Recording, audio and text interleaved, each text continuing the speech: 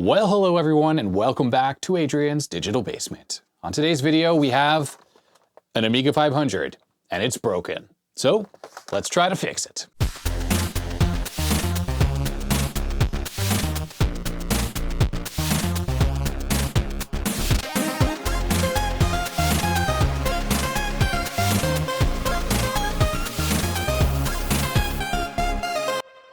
So it feels like it's been quite a while since I've done a repair video, just a regular old repair video on this channel. Good old troubleshooting with the oscilloscope to try to figure out what exactly is wrong. So let's see what's going on with this Amiga 500. So this particular 500 is in really nice shape. As you can see here, it's very original color, let's just say, doesn't look yellowed at all.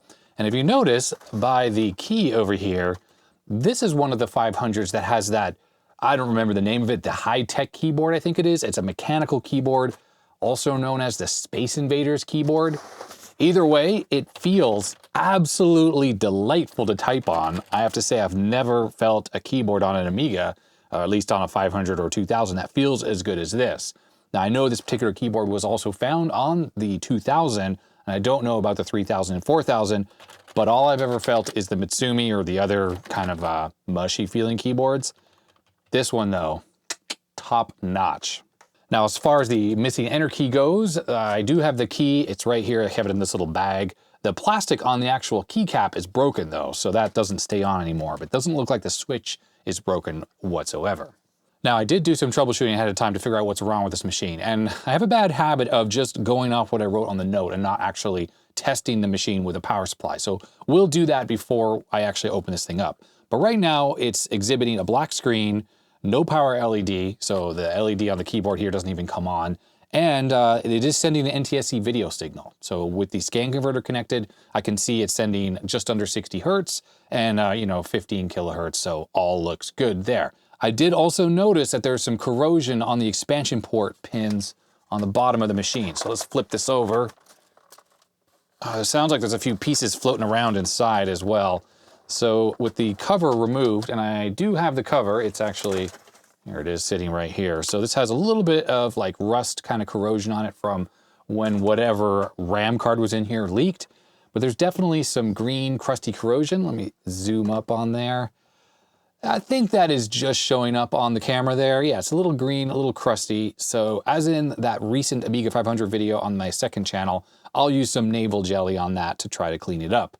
Now, the keyboard is right there, and that is the high-tech mechanical type keyboard that is on this machine. Now, the funny thing is, and I'm wondering if this is a problem, is look at how close the keyboard is right there to the heat shield. I mean, it's practically touching. Now, there is, of course, this plastic layer on here, so that shouldn't be shorting, but maybe some pressure got applied to the keyboard and it broke through this plastic layer, and that's actually shorting out on the RF shield. As far as the label, there's the close-up, made in the United States, starts with a CA. Does that mean it was made in California? I don't know. There's people out there who probably know a lot better than me. So as I mentioned, before I actually open this thing up and we start troubleshooting, let's just power it up one more time just to validate that it is definitely bad. I'd like to try to avoid the whole self-healing thing. It feels like I've had a lot of machines on the channel lately where I thought it was bad, and then I would go to repair it or whatever, and then it would just work. That's not ideal at all. Okay, that test pattern you're seeing there is the scan converter. That's the open source scan converter. That's just the power up screen. So if I power on the Amiga, flipping the power switch here, then we get a black screen from the capture card, but I think it should, then there it goes. That is just the normal black screen. And as I mentioned, the power LED is not on, which implies the keyboard is probably just disconnected inside. I find it unlikely that there's a problem with a circuit somewhere or like the LED has failed. It's probably just unplugged when someone in the past tried to troubleshoot this machine. Switching back to the video input, it's still just black. And I'm noticing that besides the fact that there is no power LED, there's also no sound whatsoever from the disk drive. I just grabbed this random disk here. If I stick this in the disk drive, it doesn't make any sound whatsoever. And there's definitely no clicking, so that means that the kickstart's not working, because when kickstart is working and looking for a disk, you hear that familiar Amiga clicking sound. So that implies that yes, this computer, and I just switched the power off, is basically showing no signs of life. So next step is open this thing up and let's see, well, what's going on the inside. Alrighty, so let's see here. Oh, well that was connected, but maybe it wasn't on all the way. Let's just reposition that. It might have been off by a set of pins or something. And the disk drive, well, it looks like the power's connected, and of course the shield's in there. So let's just plug the power switch or power supply back in here. Let's see if we have a power LED now. All right, let's get that into camera view. So look right there. No. Okay, well anyways, let me finish disassembling this. I'll get the RF shield off so we can take a look inside. With the keyboard removed, I'm just curious here. So the plastic does not look compromised at all. So even though it was resting up against the shield here, I don't think that was causing a problem. Oh, you know what? There are some holes in this. That's interesting. Okay, I just reconnected the keyboard with this thing obviously lifted off the shield, and when we turn this on, I see a very quick flash of red on the LED there. Interesting. No, didn't do it that time. All right, well anyways, sorry. Let me continue digging in, get this shield off of here. Okay, so we've exposed the insides of the computer, and you know, it looks really good. No corrosion, like on the recent one I looked at, which had a whole bunch of corrosion right here on the motherboard. This one doesn't have any. The only corrosion, obviously, like I said, is around this area here where the RAM card was originally plugged in. Thing is really clean, really nice. No obvious signs of issues in here. The floppy drive was definitely connected. I'm going to grab the multimeter, which I was reaching up for it, but it's right here. Let's turn this on with the power connected. And let's test for voltages here on the power connector going to the floppy drive. Okay, 12.37 volts there, so that's good. And 5 volts, there it is, 4.94. So there's not like a dead short. There were a dead short. The particular power supply that I'm using, which is this little power supply right here, this thing would probably shut down. So that's good. That means that there's not some kind of dead short. Now, from a motherboard perspective, this is another Rev 5 motherboard, which was the same motherboard that I just worked on Amiga on the second channel, where I had to do a little bit of a mod to get the larger 512K ROM set up. And I learned from that machine that if I put my diagnostic ROM into this motherboard, it's just not gonna work whatsoever. All right, I've opened up the schematics because you know what we have to check when we first have a machine that's not showing any signs of life. We need to check that the CPU is getting power, we need to check that the CPU has a good clock, and we need to check that the CPU is not being held in reset. So we already know that 5 volts is found on the motherboard because I saw it on the floppy connector and on the Amiga 500. All of the chips on this motherboard run off the same 5 volt rails. It's not like the Commodore 64 where you actually have a little bit of a split thing going on where there's a voltage regulator for some of the 5 volts and the rest of it comes through the power supply connector directly. So that means we're gonna need to check the clock, which is here on pin 15, and I think reset is right there on pin 18. Let's start with the clock pin here on pin, let me just double check, did I count it correctly? 15, yes, over 80. So when I power this up, let's see if we see a clock. Okay, we're getting a clock of some kind. Let's zoom way in here. And it's a little jittery, and that is because I have the trigger configured, I think, for rising and falling. Rising, and there it is. We have just the rising, and we'll look at this. Ignore that it's jumping around a little bit, 7 point whatever megahertz, because that's this particular virtual bench. It doesn't have a hardware-based frequency counter, at least that I know how to access. What we're seeing there is actually just what it's capturing here off the screen. So that is good enough. The clock signal also looks good. There's nothing wrong with it, which means the CPU is definitely getting the right clock. All right, I moved up to pin 18, which is the reset line. Notice it has an underscore in front of it. Sometimes it's represented with an underscore, sometimes it has a backslash or forward slash, that is. And that means that this signal is active low. That means that when the pin 18 is held at ground or around ground, that it puts the CPU into reset. When that signal is released, so to speak, it's back at 5 volts, that means the CPU should be executing. So if we power this thing off, if I find the switch, there it is, okay. And I turn it back on, when I hit the power, it should stay in reset for a split second, and then it will go up to 5 volts. And that's exactly what happens. It's a nice long reset there, probably about at least half a second, maybe even longer than that. But that means that this CPU is released from reset. It has a good clock. We know it should be getting 5 volts, although just to be sure, I'm gonna go look up the pinout. It's actually not on the schematic here. It doesn't have the 5 volts, at least not that I notice. So let's go look it up. And here is the pinout. Let's see here, VCC right there, pin 14. It was right next to the clock signal. And there it is. Yeah, it's about 4.9 volts. It's just like slightly low, but that's actually completely fine for this processor. And it is incidentally the same voltage we were getting on the floppy drive power connector. All right, so the CPU, when it's powered up, it should be trying to execute code, which means if we go and look at the address lines here, let's start all the way at address line 1, which incidentally is the first address line on the 68,000. There is no address line 0. That is, of course, because this is a 16-bit processor. So when it accesses the first piece of memory, the first address of memory, it's actually accessing, well, the first and the second byte of memory, which is why there's no address line 0. Now, if I go to the address line, though, and we look, well, it should be doing something. And it does nothing.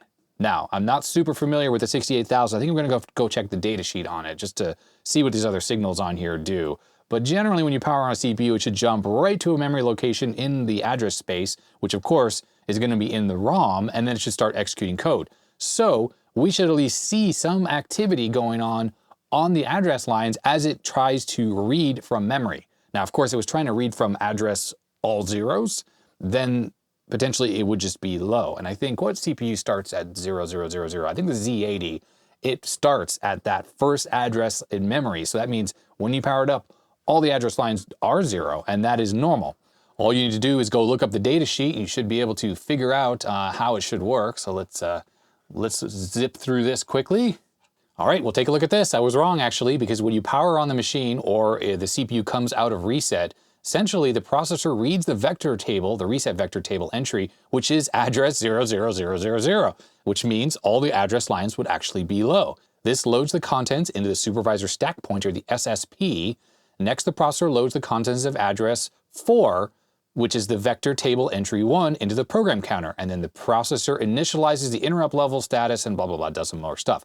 And it actually shows what happens here. So there's the reset signal, and when the reset goes high, then it starts executing.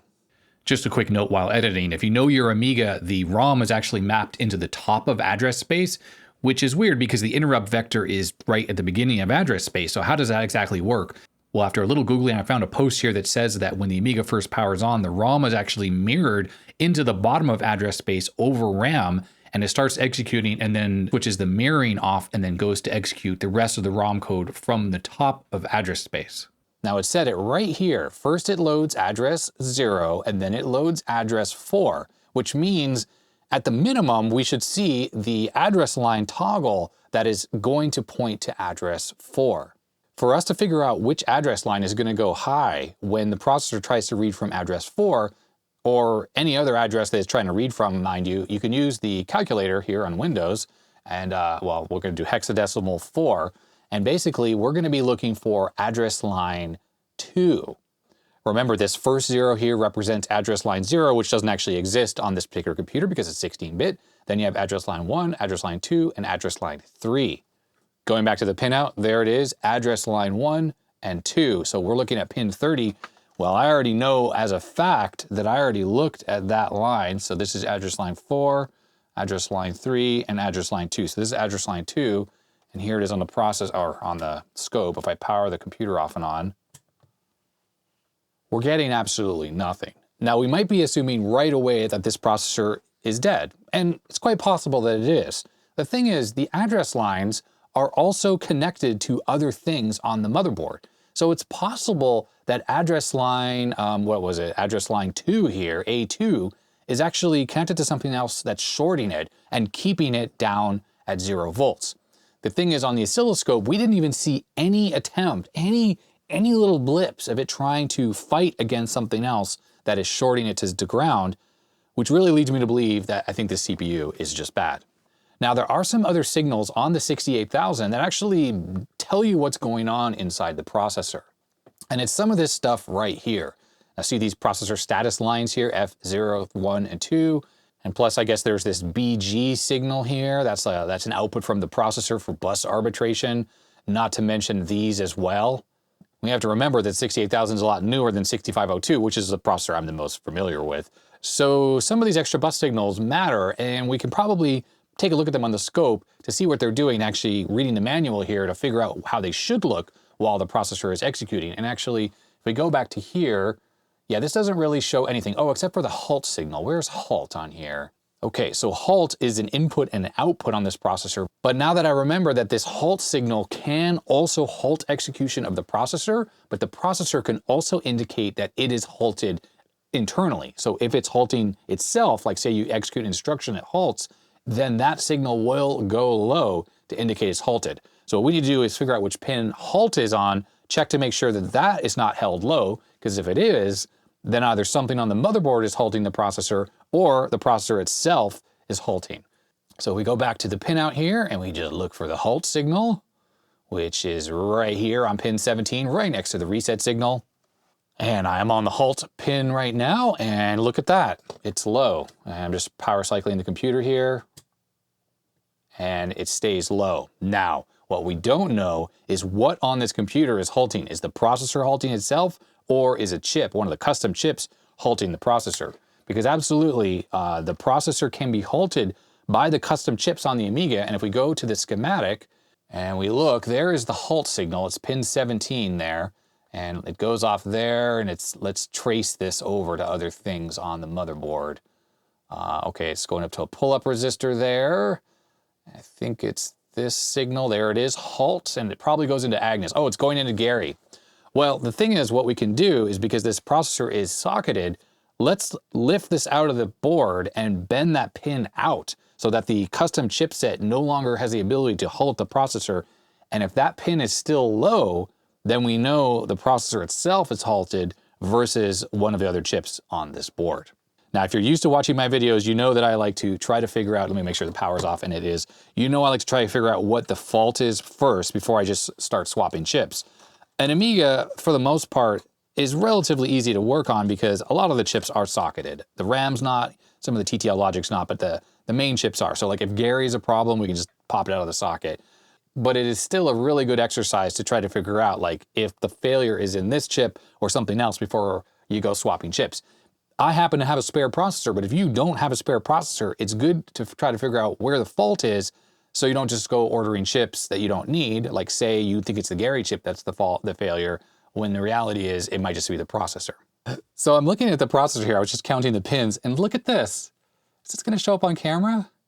Someone wrote the word turbo on the processor itself. It is a 16 megahertz chip, so that's odd, but turbo. I mean, plugging it into the motherboard here isn't gonna make it faster. The clock is 7 and whatever megahertz, which is normal for the Amiga, so you can use a 16 megahertz chip all day, it's not gonna help you. Okay, so I've gone ahead and I bent out that pin, and while we're here, let's just double check that the processor looks good. Yeah, this chip looks really clean and good otherwise. So let's push this back into the machine, and I'm gonna clip right onto that leg, the leg that's now hanging off of the socket. Now, when I turn on this computer, if that pin is low, that means that the processor is holding it low. If that pin is at 5 volts, that means that something on the computer, like the Gary chip, was actually holding it low. So let's bring the oscilloscope up, and here we go. Ah, look at that. So it's just low. That means the processor is halting itself. That means that this chip has got to be bad. Well, I guess I didn't go investigate the rest of those signals, but I'm pretty sure that the reset and the halt are the only two signals that you can actually use to stop the processor from running entirely. Now, actually, I'm looking at the signals on here again, the bus arbitration signals, and I think the BR also matters. I think bus arbitration has to do with like DMA access, and if you set BR low, theoretically that disconnects the address bus of the processor from the rest of the motherboard so that the custom chips can then talk directly to the RAM and stuff like that. So let's go take a look at what this BR signal does. Let's look at how it works in the manual here, and then maybe I'll have to lift that pin as well. Okay, BR, bus request. This signal indicates to the processor that some other device needs to become the bus master. Bus requests can be issued at any time during a cycle or between cycles. You know, actually, now that I think about it, so when this gets issued, the BR signal, then the processor goes, then it asserts the BG signal to say, okay, you're ready to take over. Like, I'm done doing whatever I'm doing. Go ahead and do what you need to do. And I think this bus grant acknowledge is the other device saying, okay, I've taken over. So I'm not quite sure that the bus request signal can work when you first turn the computer on, because I don't think the processor ever gives the bus grant signal. Either way though, let's take a look at that bus request signal. Because it has a line over it, that means it's active low. So if we go find that signal, there it is, bus, I think that was it, right? BR, yeah, BR, bus request. When it is low, that means that it is something on the computer. One of the custom chips, again, is trying to take control of the processor. Okay, I am on pin 13, and if we look here, let's turn it off and on. It is high right now, which means that nothing is trying to take control. Yeah, that just goes right to high. So that tells me that nothing is currently trying to take control of the bus, which would imply that, yeah, that points back to this processor still being bad. Incidentally, here on the schematic, there's the bus request signal, and it goes over to, I think, page 7 is what that's telling me. Okay, that's right. So I forgot. The bus request signal on the Amigas simply comes from the expansion slot. If you're plugging in an external replacement processor, and that goes with the Amiga 2000 on the internal processor connector as well, that signal allows the external accelerator take over from the processor, the onboard one. It basically tells that processor, hey, I'm taking over now, give me control of the bus, and then the internal processor, when it's working, asserts that bus grant signal, and then the external processor direct thing can then take over and start accessing the rest of the system. Now, if it has an external processor like a 68030 in there, then that's taken over and talking directly to all the peripherals. Or of course, it can also just be doing DMA access for like hard drive controllers, talking to the RAM directly, stuff like that. But yes, that's a feature on the 68000 that allows accelerators to easily replace the onboard processor by using that bus request signal. And so on the Amiga, it appears that it only goes to the expansion connector and none of the custom chips. Alrighty, well, that tells me right now that this chip is most likely faulty. So I think the best thing to do now is order a new one, but I don't really need to order a new one because of course I have spares. So let's pop this out and let's get another one into the machine.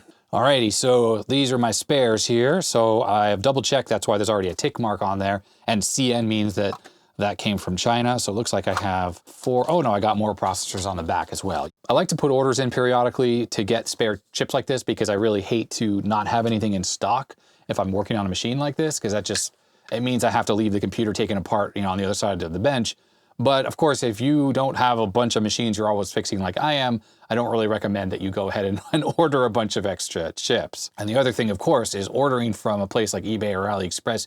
You never know what you're going to get. And counterfeits, of course, are pretty common.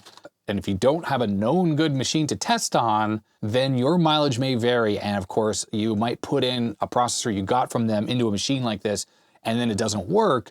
And you think there's another fault on the computer, but the reality is the processor might be the problem. Anyhow, looking at these, some of these are 6810s and some of them are 68,000. So I'm going to put this 68,000 in right here. This appears to be an 8 megahertz part, which is the appropriate part for this machine. That's what would have been in here when it was new. All right, it's in. So what I'm going to do is I'm going to look on the address line, and let me switch the input so you can see what I can see. And let's power it on and look at the oscilloscope here, and let's see if we see activity on the address lines. We're not seeing any address line activity. Okay, so that is interesting. I guess I was under the impression that the processor was bad, but I guess it wasn't. All right, so back to the documentation for the processor. Let's look at some more system control pins. You know, maybe I should have read through this a little further. There's a bus error pin, BERR. This input signal indicates a problem in the current bus cycle. The problem may be the following: no response from a device, no interrupt vector returned, an illegal access request rejected by memory management unit, or some other application-dependent error. Either the processor retries the bus cycle or performs exception processing determined by the interaction between the bus error signal and the halt signal. Well, we know the halt signal is just simply low, and the bus error signal is an input signal. So maybe if that pin is held low, then that keeps the processor from executing properly. Oh, and I just realized, and I think people might have been screaming at their screen, I was actually on the wrong pins. I was looking at these address lines over on this side of the processor and not the appropriate one. So address 1, address 2 is pin 30, which is right here. And maybe that would have told us right away. Well, no, okay. It doesn't make a difference. The processor is still not doing anything on those signals. So that's address 3, address 4. Now we're on FC0, FC1, FC2. Those are output signals, and I guess we'd have to look up what those mean. Either way, I wanted to see this BERR signal, pin 22, and we are on it there. And that signal is just high, so that's not asserted. It's low. It is active low because it has the line over it. Now, the one thing I didn't check when I had that pin lifted out on the other CPU is I was looking at the halt pin, but I was looking that the CPU itself was halting. But I also didn't look to see if Gary was halting the CPU, and maybe that is the case. Now, Gary's right here on the motherboard, and I can just take this out. I don't think we're gonna need it just for rudimentary testing to see if this machine is actually executing code. Now, when I had the halt pin lifted out of the motherboard, all I really needed to do was check on the socket itself and look at that signal, and that could have shown me if the halt signal coming from Gary was high or low. But I just take that out, that's easier. And I'm gonna go back to the address line here. Let's see, which one do I need? We're gonna look on address line 2, so pin 30 right there. Let's turn this on. Oh, the disk drive is running. That might be just because Gary is out of the computer, and I think Gary kind of is like the PLA of the Amiga. I'm still not seeing any activity on the address bus. A little bit more noise on there, but there's no activity. And I'm back on pin 17, the halt pin, and it absolutely is still low. Very unusual here. Oh, wait, it's high now. So do we have activity in the address lines? I'm on address line, let's go back to address line 2, pin 30. Okay, and we turn this on. Okay, you know what? I'm putting this on normal trigger mode so we can actually see if this triggers. No, there's no triggering happening on that pin whatsoever. But the processor, if we switch this back to auto, is not halted. In halt, wait, now it's halted again. Let's try that again. So sometimes it's halted, sometimes it's not halted. Very interesting. Okay, I think what I need to do is I need to put in a known good processor into this computer, one that I have checked, that has a little tick mark on it here, because like this thing, you know, never tested it, don't know if it works or not. So what else could be keeping this chip from running? We know we have a clock, we know it's coming out of reset. Without Gary in the machine here, it's unable to halt the processor. So why don't we see activity on the ROM? Now what I didn't check, and this is what I talked about before, is maybe something is shorting the address line to ground. That is quite possible. I'm gonna reinstall Gary into the machine, and let's go to the schematic and let's try to figure out what is on the address lines. I have a feeling a whole bunch of things, but it might be buffered. Okay, so Gary, it connects to some of the address lines, and of course Agnus connects to all of the address lines. So that could also be causing an issue. And let's see what else. It's also on page 3, 6, and 7. I think we're already on page 3, potentially. Oh no, we're on page 2. And it's also going to the ROM. Okay, so like I said, this could easily just be a problem on the bus causing it to be shorted. So you know what I'm actually gonna do? I'm gonna go back to the original CPU. I'm taking this one out. I'm going back to the original because I don't think it's a problem. So I think what I'm gonna start doing is removing things from the computer that are on the address bus that could be shorting the address bus down to ground. And we'll start with the ROM chip because that's sort of like the easiest thing, because obviously if the ROM has failed, then maybe it's gone short entirely. I do see a little bit of sort of pulsing going on here. I'm just see if I can see this. There's a little bit of something there, something happening. So okay, let's keep looking. Now the RAM, which you see right here, is the address lines on that are actually driven from the Agnus chip. And it's basically going through this connector right here, the one that has the corrosion on it. Yeah, it's these lines right here, DRA. But that makes its way over to the Agnus chip, which is this large square IC So if there's a problem on the RAM and it's like shorting out the address lines, it's going to be affecting the Agnus. It won't be affecting the CPU. But let's just look at the other address lines. So we need to go to page 6 and 7, which are also things that use the address lines. All right, so here are some of them here. They go to the 8520. These are like the PIAs or the CIAs, the peripheral interface adapters. They basically hook up the serial port, the floppy drive, stuff like that. I'm pretty sure it's these pins right here. I know it doesn't tell us which address lines it's on because it's going to like RS012 and stuff like that. But it definitely could be those chips, and that's because they are going to use address lines 1, 2, and 3, and probably 4 to access the various registers that are available on these ICs. So what I may end up doing is just taking those 2 chips out of the board as well. And I think on this last page here, page 7, we should have a little bit more address line activity. And yeah, there they are right there. And that's on this expansion connector here. So we don't have to worry about that. Okay, so let me remove the 8520s, which incidentally, you can take an 8520 out of an Amiga and stick it in a Commodore 64 in place of the 6526. The 6526 on the 64, there are 2 of them. They fail quite often. Take that out, so those 2 chips are out. 6526s though fail quite often, and you can in a pinch use these ones from an Amiga. The only thing is the real-time clock functionality that most 64 software does not use is incompatible with these chips. They change that up a little bit, but otherwise they do work.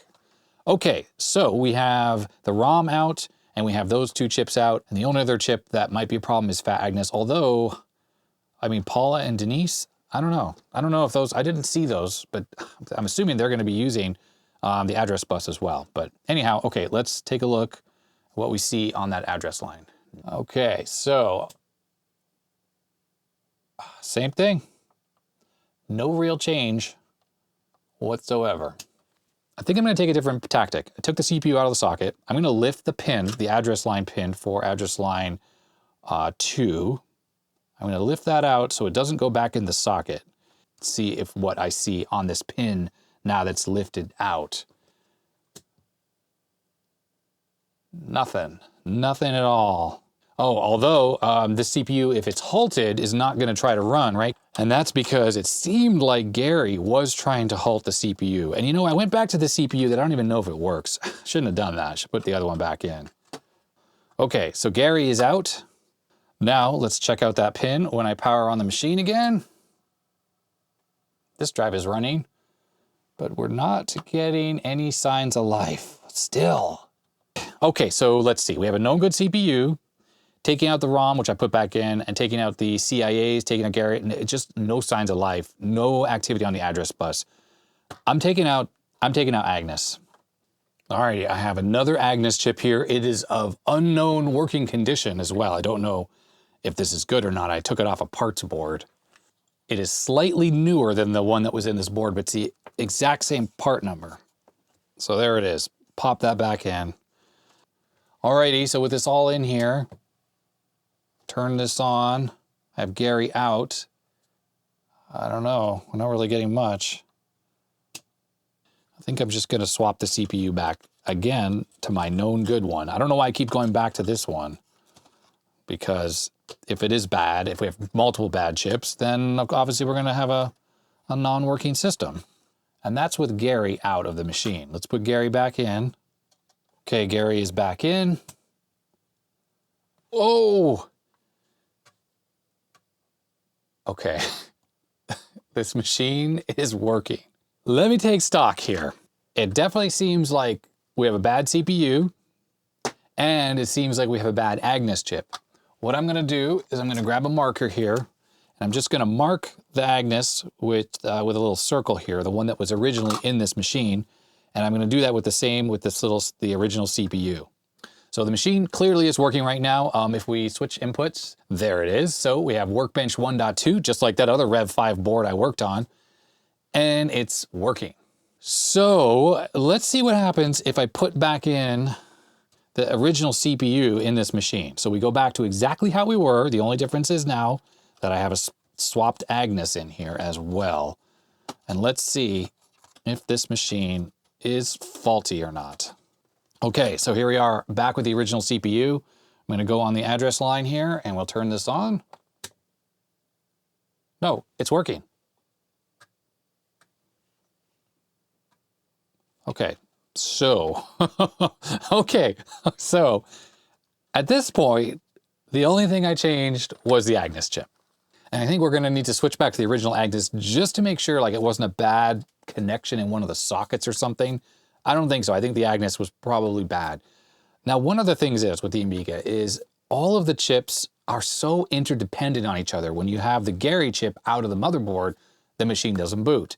Now, I also did talk about the fact that this is on all the address and data bus lines, and it's quite possible that it was just keeping them shorter. This is being the bad chip here. Well, potentially bad chip. So it was shorting those to ground, which is why the processor wasn't really able to work either. So I think at this point, let's pop out this Agnus chip here, the one that I think is good. In fact, I'm gonna draw a tick mark on here, just so we know that that is good.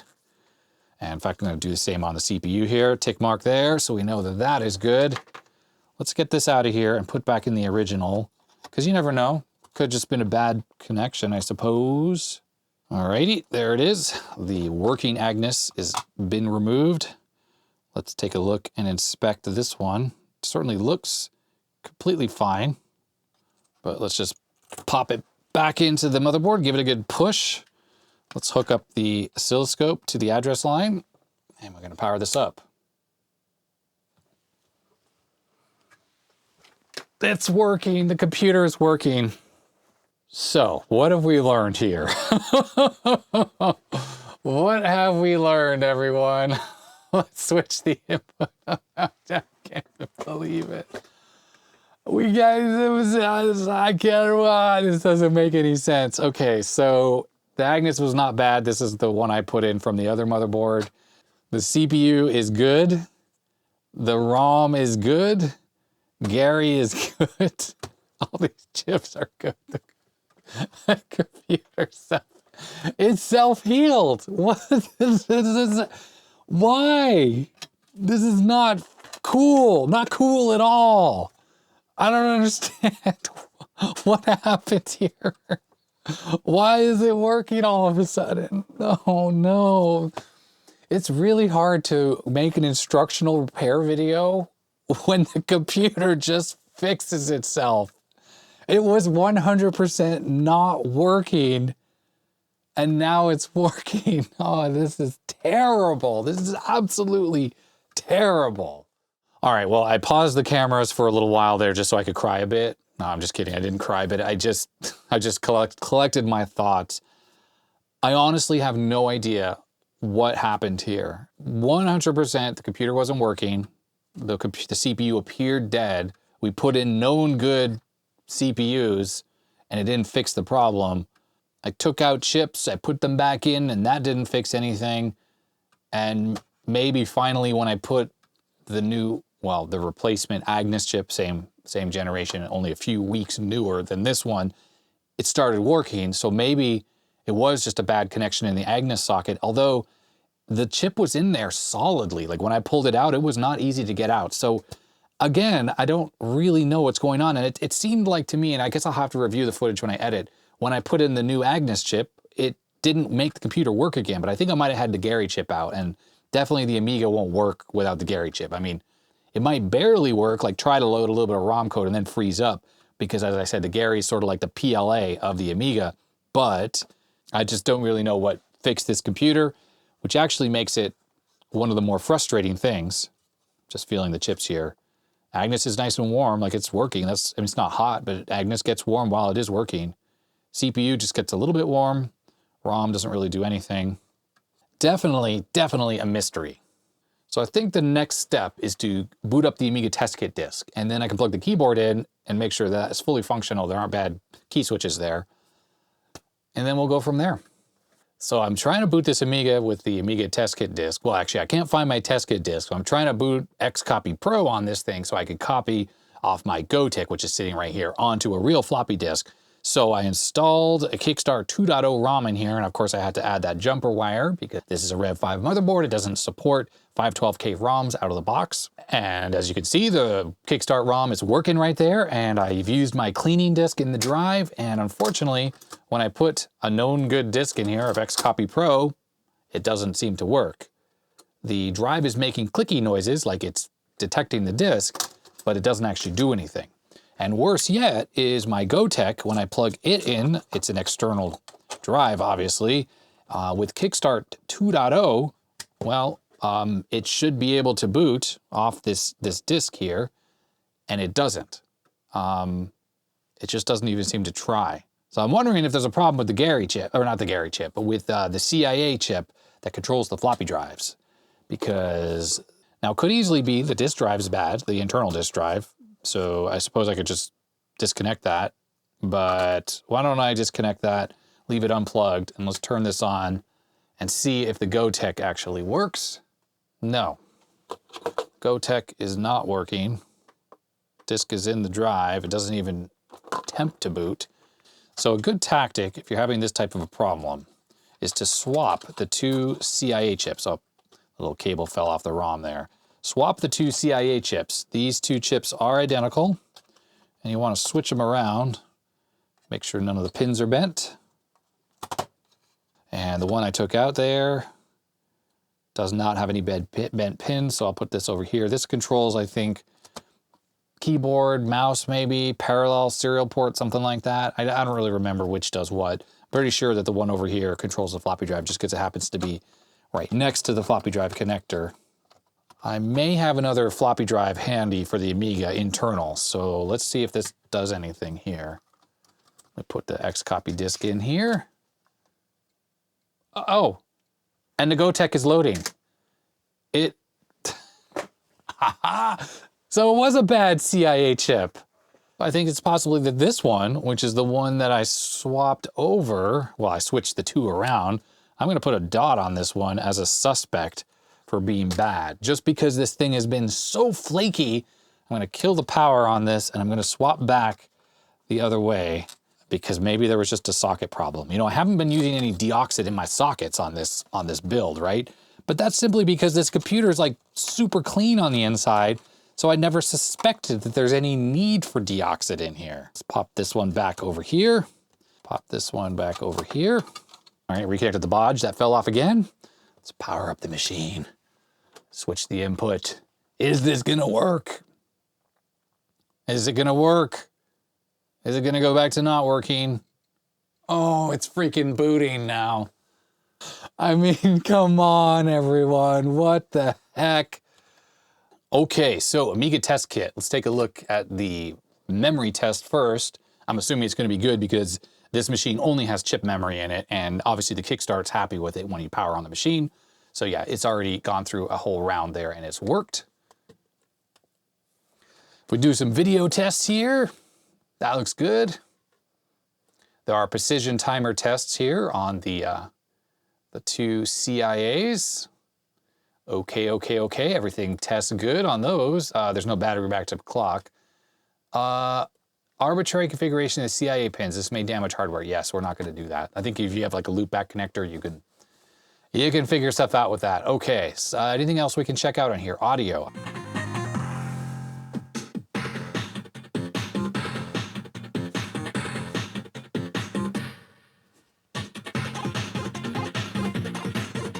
Okay, yeah, that's working. And now it's just time to plug this keyboard back in and see if it is working. Hopefully it is. I was thinking about the power LED, by the way, how it wasn't coming on, and I think that's because this being a Rev 5 motherboard, the power LED on this machine is off when the filter for the audio is on, I think, or vice versa. So it's dim and bright on later machines and on Amiga 2000s, but I think on this computer, it's off and on. So let's plug this in. So let's switch the input so you can see the light here when I turn this on. So this should come on. There it is. Yes, it came on. So basically that's exactly what it was. It was shutting off because I think the filter was turned on, and I will demonstrate that in the test kit disk. If we go under audio and let's turn that off, the low pass filter on and off. So when the filter is on, the power LED is actually on. And when I click the mouse button, it's gonna turn the low pass filter off, and you can see the power LED turns off. So that's just a a weird idiosyncrasy of this early Amiga. And I don't know why Commodore did it that way, like why they would have it turned off and on versus dim and bright like the later ones. But that probably fooled a good number of people. Now, most mods and things would play with the low pass filter disabled, which is going to turn that light off. So once again, we have a fault that wasn't actually a fault. So yeah, low pass filter on, the light's on right now. When I turn this off, then the light is off. So let's go to keyboard and let's see what's going on here. And the last key, there we go. Keyboard fully functional. That means I have done literally nothing to fix this computer. It has just worked all on its own. Okay, the 500 is partially reassembled. I'm gonna be leaving the 2.0 ROM in here, so I've gone ahead and I've installed a bodge wire on there just to keep this ROM working in this unmodified Rev 5 motherboard. And I also went ahead and I cleaned up the expansion connector. Notice it has no more green crusties on it anymore. And I used this Loctite naval jelly, which is what I always use to remove this sort of corrosion from connectors and stuff. This stuff is a thick paste. I'll open the bottle up here. Sort of a pink color, and it's thick enough that you can paint it on to things. So I just use a little brush and I saturated this entire connector. Now in the last video I used this, there were comments that said that this is phosphoric acid. So I guess it's just like any other strong acid, and it neutralizes the base that leaked out of the nickel metal hydride battery that caused that corrosion. Since this is quite a strong acid, it works very quickly, but you also have to make sure that you completely get every trace of it off whatever you've applied it to.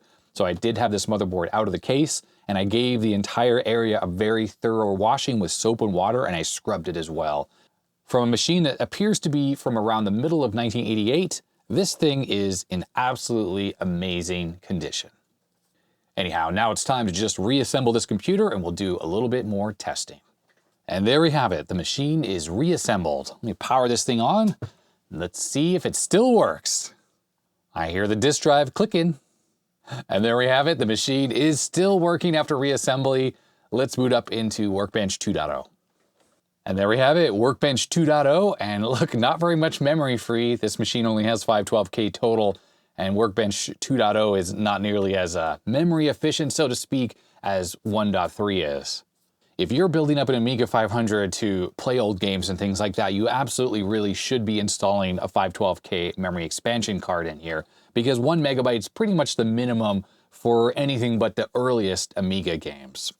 Now actually, along those lines, since this video has been, well, not very satisfying because this computer really just sort of fixed itself once again. I mean, how many computers am I gonna have on the channel here that just sort of self-heal?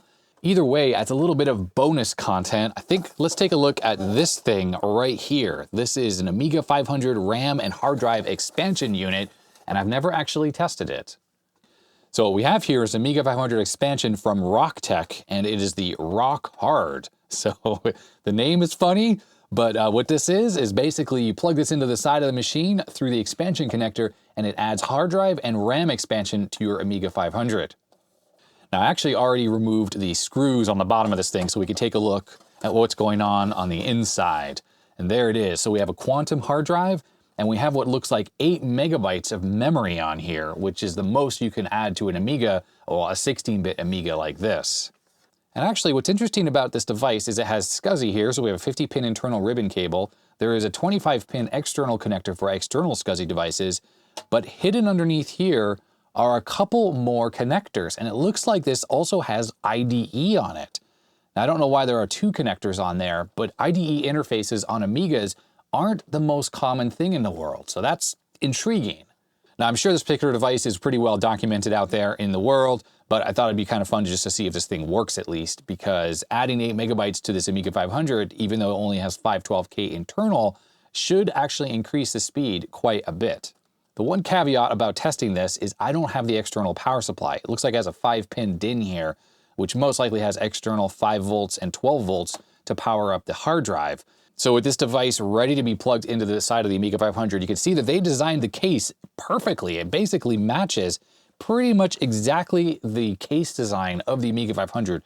The color of the plastic is pretty much identical, as is the styling. So they did a really, really good job there. Now by default, there is a cover on the expansion connector there, and I've gone ahead and I removed that.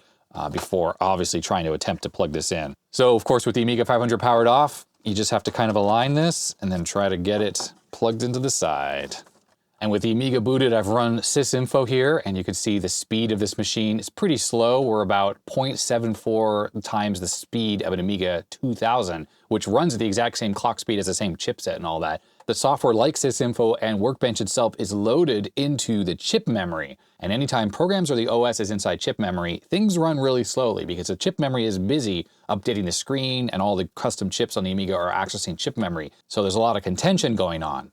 Computers like the Amiga 2000 has some memory that's faster than the chip memory available to it, and programs in the operating system will default to running in that memory.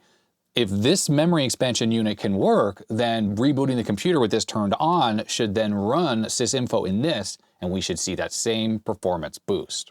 Okay, there's a sea of clip leads right here that go up to the bench power supplies here.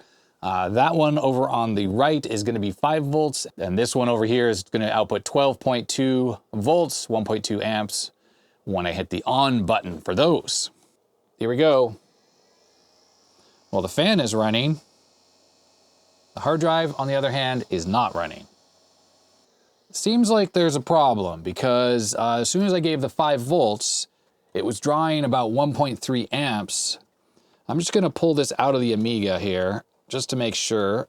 I don't want to cause any issues with the computer. There we go. And I'm going to try this again. Yeah, the 5 volt rail is about 1.3 amps. I'm just going to give it a little bit more current here. Try to get this up to 5 volts. Okay, 1.4 amps. And the hard drive just spun up. So I suppose that's a normal amount of current draw. Maybe the hard drive takes a bit more than I thought.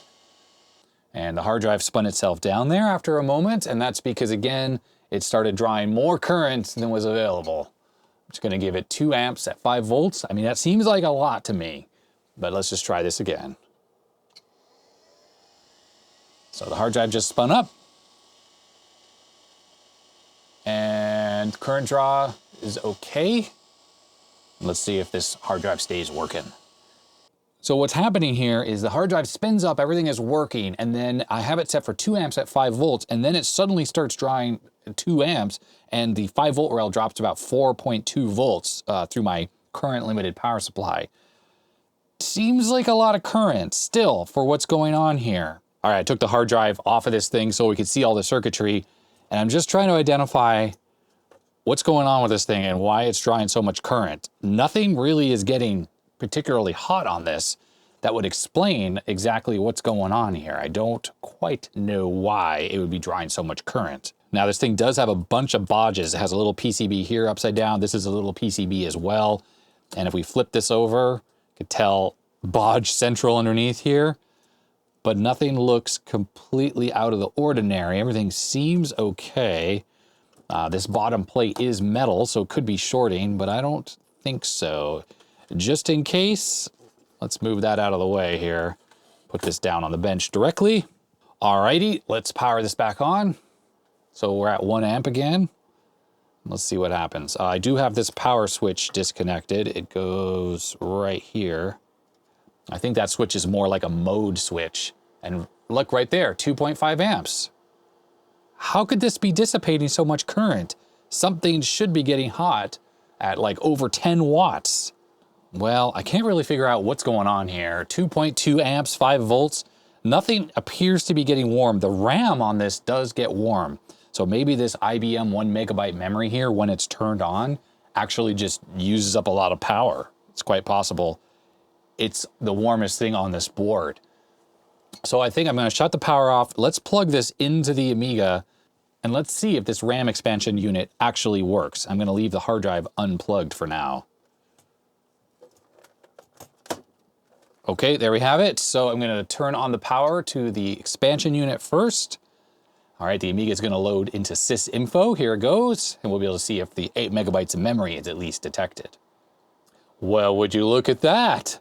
Here in sysinfo, we actually have some boards now showing up. Zorro 2, 8 megabytes and 64K. 64K being the ROM, the auto-config ROM that's on this thing, and 8 megs of RAM, I think. So under memory, there it is, 8 megs of fast memory. So this thing does work. Oh, awesome. All right, there it is. Dry stones is now 713. I don't really remember. I don't know why it's blanking out like this. I think maybe I have a bad connection here. Let's see, I just pushed the VGA connector on. So now our speed is 1.02 of an Amiga 2000. So we're essentially as fast as the 2000.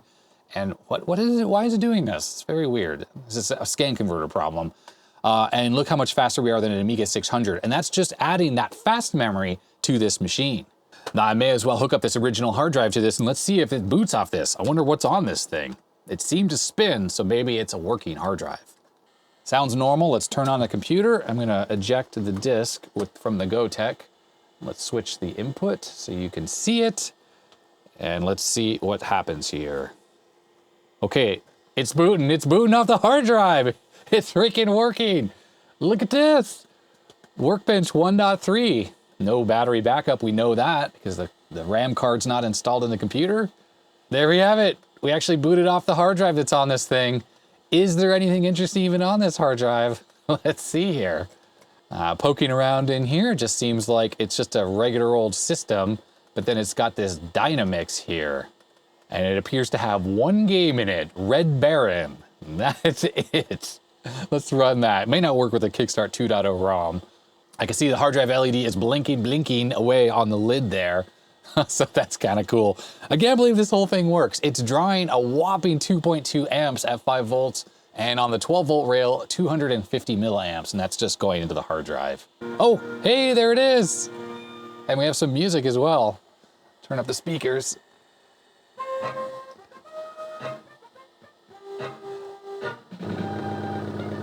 There it is, Red Baron. Now, by the way, this hard drive expansion unit did not come with this computer. These two things are separate. So it wasn't like the user of this Amiga 500 was playing this one game on their external hard drive. It's freaking working. So this Amiga is clearly working. This expansion, RocHard hard drive RAM expansion is working.